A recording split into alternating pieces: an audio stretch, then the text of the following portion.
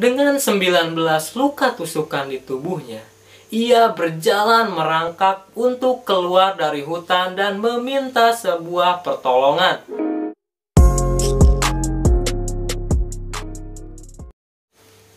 What's up dude? Kembali lagi di Kasur Kamis Telusur. Slenderman merupakan sebuah karya fiksi yang berasal dari meme internet. Pertama kali muncul pada forum Something Awful yang diciptakan oleh Erik Knudsen dengan nama pengguna Victor Surge pada tahun 2009. Karakter Slenderman sendiri digambarkan dengan sosok pria tipis tinggi tanpa mempunyai wajah, mempunyai tentakel layaknya gurita, dan juga mengenakan baju hitam dengan dasi warna merah. Biasanya, Slenderman dikatakan menculik dan melukai orang-orang, terutama anak-anak. Berikut adalah kasus-kasus mengerikan yang terinspirasi dari Slenderman.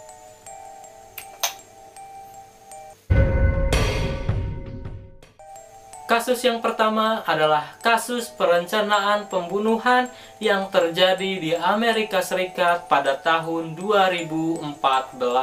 Kasus tersebut dilakukan oleh dua gadis tanggung berusia 12 tahun bernama Anissa Weier dan Morgan Geyser. Mereka berdua melakukan aksi perencanaan pembunuhan tersebut kepada salah seorang teman dekatnya yang bernama Peyton Lerner. Lalu, bagaimanakah kronologi kejadian pada saat itu? Kejadian bermula pada saat Anissa yang terobsesi akan sosok Slenderman. Ia selalu mencari tahu bagaimana sosok Slenderman dan detail-detail mengenai Slenderman di internet. Karena obsesinya tersebut, di dalam pemikirannya, ia meyakini bahwa Slenderman itu nyata keberadaannya. Dan yang lebih mengerikan lagi, ia meyakini bahwa Slenderman mempunyai istana yang megah di sekitaran taman dekat rumahnya. Karena obsesinya yang tinggi tersebut, pada suatu hari, ia menceritakan hal-hal mengenai Slenderman yang ada di pikirannya kepada seorang temannya yang bernama Morgan Geyser. Morgan Geyser sendiri merupakan seorang gadis yang menderita skizofrenia. Skizofrenia sendiri merupakan suatu gangguan yang mempengaruhi kemampuan untuk berpikir, merasakan, dan berperilaku dengan baik. Biasanya, penderita skizofrenia bisa melihat apa yang orang lain tidak bisa lihat, mendengarkan apa yang orang lain tidak bisa dengarkan, dan dengan kata lain, ia memiliki halusinasi tingkat tinggi. Dan biasanya, penderita skizofrenia diharuskan untuk memakan obat secara rutin untuk membantu pikiran mereka. Nah, dikarenakan skizofrenia tersebut, Morgan Geyser dengan sepenuhnya meyakini bahwa sosok Slenderman itu nyata keberadaannya. Dan yang lebih mengerikan lagi, ia meyakini bahwa dirinya bisa melihat sosok Slenderman dan juga bisa merasakan atau mendengarkan bisikan-bisikan Slenderman.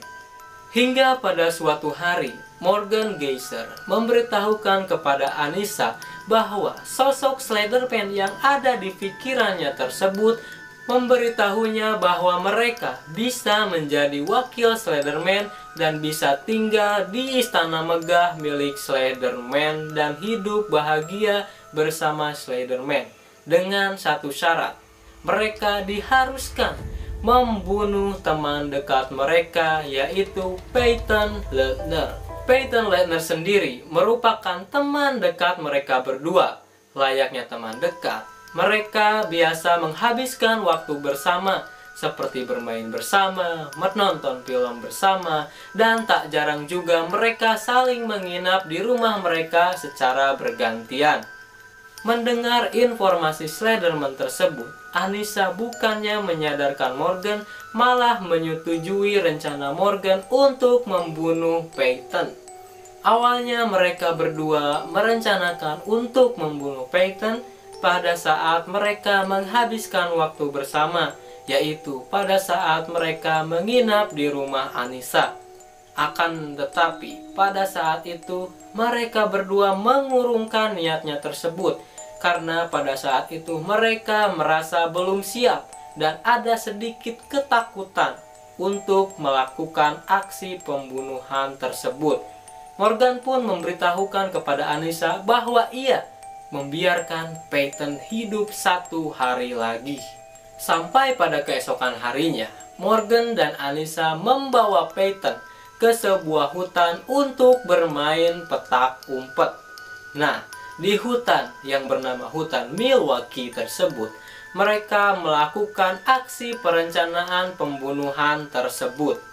Menurut pernyataan Anissa, awalnya ia tidak sanggup untuk membunuh Peyton dan mencoba untuk mengurungkan niatnya tersebut. Akan tetapi, pada saat Morgan mengeluarkan pisau yang berukuran sekitar 13 cm, Anissa malah berbalik bersemangat dan menyuruh Morgan untuk segera membunuh Peyton. Mendengar persetujuan tersebut dari Anissa, Morgan pun langsung menusuk Peyton dengan cara membabi buta hingga Peyton menderita 19 luka tusukan di tubuhnya. Merasa Peyton akan segera mati, mereka berdua pun meninggalkan Peyton sendirian di hutan tersebut dan segera kabur untuk pergi ke istana Slenderman yang ada di pikiran mereka berdua. Untungnya Peyton adalah seorang gadis yang tangguh dan sangat kuat. Dengan 19 luka tusukan di tubuhnya, ia berjalan merangkak untuk keluar dari hutan dan meminta sebuah pertolongan. Untungnya, ketika Peyton berhasil keluar dari hutan tersebut, ada seseorang yang sedang bersepeda di sekitaran hutan tersebut. Melihat Peyton yang penuh luka dan berjalan secara merangkak, orang tersebut pun langsung menolong Peyton dan langsung menghubungi ambulan dan menghubungi pihak kepolisian. Kepada pihak kepolisian, Peyton menjelaskan bahwa dirinya ditusuk oleh teman-temannya, yaitu Morgan Geyser dan Anissa Weier. Mendengar pernyataan Peyton tersebut, polisi pun langsung mencari keberadaan Morgan dan Anissa. Akhirnya, Morgan dan Anissa ditemukan di sekitaran jalan Interstate nomor 96 dan pisau yang digunakan untuk menusuk Peyton ada di dalam tas yang dibawa oleh Morgan. Mereka pun langsung dibawa ke kepolisian setempat untuk diperiksa secara mendalam. Kepada pihak kepolisian, Morgan dan Anissa mengaku mereka membunuh Peyton atas suruhan Slenderman. Mereka melakukan aksi tersebut untuk memuaskan Slenderman. Menurut pemikiran mereka, Slenderman adalah sosok pelindung dan sekaligus seorang predator. Mereka melakukan pembunuhan terhadap Peyton untuk menenangkan predator tersebut. Setelah membunuh, mereka berpikir bisa kabur ke istana megah milik Slenderman dan bisa bahagia selamanya di sana dengan sosok Slenderman. Akhirnya Morgan dan Anissa pun dinyatakan bersalah dan dimasukkan ke penjara akibat tindakannya yang mencoba merencanakan pembunuhan kepada rekan mereka atau teman baiknya sendiri, yaitu Peyton Leutner. Hingga pada tahun 2017, Anissa dinyatakan tidak bersalah karena ia menderita penyakit mental. Akan tetapi, hukuman tetap diberikan kepada Anissa, yaitu 25 tahun penjara di rumah sakit jiwa. Morgan juga dinyatakan tidak bersalah akibat dia menderita penyakit mental sekaligus skizofrenia yang dideritanya. Akan tetapi, Morgan pun menerima hukuman yaitu 40 tahun di rumah sakit jiwa. Akan tetapi, Morgan bisa bebas kapan saja asalkan dokter memutuskan bahwa Morgan sudah sembuh secara total. Sampai pada bulan Februari 2018, hukuman Anissa ditambah menjadi 40 tahun di rumah sakit jiwa. Atas kejadian tersebut, orang tua Peyton Leitner mengatakan bahwa putrinya Peyton membutuhkan waktu seumur hidup untuk bisa pulih dari kondisi mental emosionalnya tersebut. Lalu nominator Academy Award Elaine Taylor Brodsky membuat film dokumenter dari kasus tersebut. Dalam film dokumenternya tersebut, ia berusaha menunjukkan pengaruh dan kekuatan internet yang bisa membuat seseorang yang rapuh keadaan mentalnya bisa saja tersesat di dalamnya. Nah dude, bagaimana menurut opini kalian mengenai hukuman yang diterima oleh Morgan Geyser dan juga Anissa Weier? Silahkan tuliskan di kolom komentar. Kasus yang kedua adalah kasus yang terjadi di Inggris oleh seorang remaja bernama Aaron Campbell. Aaron Campbell adalah seorang remaja berusia 16 tahun di mana ia melakukan tindakan penculikan, pemerkosaan, dan juga pembunuhan kepada seorang gadis berusia 6 tahun bernama Alessa McPhail. Peristiwa tersebut terjadi di Rothesay, Isle of Bute, Inggris. Lalu, bagaimana kronologi kasus tersebut?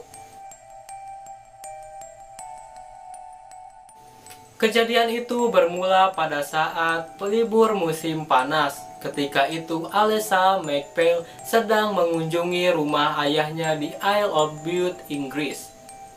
Orang tua Alessa sendiri sudah berpisah sejak Alessa berusia 3 tahun. Setelah itu Alessa tinggal bersama ibunya di Airdrie, North Lanarkshire. Sementara itu Campbell adalah kenalan ayah Alessa, yaitu Robert McPhail. Keduanya kenal sejak tahun 2017. Dilansir dari BBC, Campbell ternyata sering membeli ganja dari ayah Alessa dan peristiwa pembunuhan tersebut itu pun terjadi. Pada malam pukul 2 dini hari waktu setempat, Campbell datang ke rumah Tony. Ia bertujuan untuk mencuri ganja tetapi alih-alih mencuri ganja milik Tony, Campbell malah melihat Alessa yang sedang tertidur pulas. Lalu, nafsu pun ada di pikiran Campbell, dan segera ia menculik Alessa dan membawanya ke sebuah hotel. Nah, di hotel itulah Alessa diperkosa lalu dibunuh dengan cara dicekik. Dan jenazahnya dibuang di hutan yang jaraknya sekitar 15 menit dari rumah adalah ayah Alessa McPhail. Kemudian polisi sendiri baru menemukan jenazah Alessa pada pukul 8:54 waktu setempat. Dari hasil pemeriksaan CCTV, akhirnya Campbell berhasil ditangkap setelah 1 hari kejadian tersebut. Dalam pemeriksaan dan persidangan, Campbell mengaku tak menyesali atas perbuatannya tersebut. Yang saya pikirkan ketika melihat Alessa adalah saya harus membunuhnya. Begitulah perkataan Campbell pada saat pemeriksaan. Ia justru mengaku terinspirasi dari video game favoritnya yaitu Slenderman. Dalam video game Slenderman tersebut digambarkan bagaimana suasana horor di hutan Slender, di mana dalam game tersebut dipenuhi dengan kesunyian, kegelapan, dan sound-sound efek yang misterius. Dalam video game tersebut, pemain diminta untuk mencari 8 catatan. Dalam misi pencarian 8 catatan tersebut, Slenderman akan datang untuk menakuti si pemain. Campbell ternyata sudah lama memainkan game tersebut. Pada tahun 2017 yang lalu, ia bahkan pernah menuliskan sesuatu yang mengerikan di akun Facebook miliknya. Mungkin saya akan membunuh sekali demi pengalaman seumur hidup. Begitu kata Campbell di status Facebook miliknya. Campbell divonis 27 tahun penjara pada tanggal 21 Maret 2019. Hukuman tersebut lebih ringan dari dakwaan yang meminta Campbell dihukum seumur hidup. Lalu pada 10 September 2019, Campbell mengajukan banding dan diputuskan hukuman yang akan diterimanya menjadi 24 tahun. Pertimbangannya adalah karena Campbell dianggap masih anak di bawah umur dan akan dimasukkan ke penjara anak-anak. Akan tetapi, pada nanti saat Campbell berusia 21 tahun, Campbell akan dijebloskan ke penjara untuk orang dewasa. Nah, dude, begitulah Kamis Telusur pada kali ini. Nantikan di Kamis-Kamis Telusur berikutnya. Dude.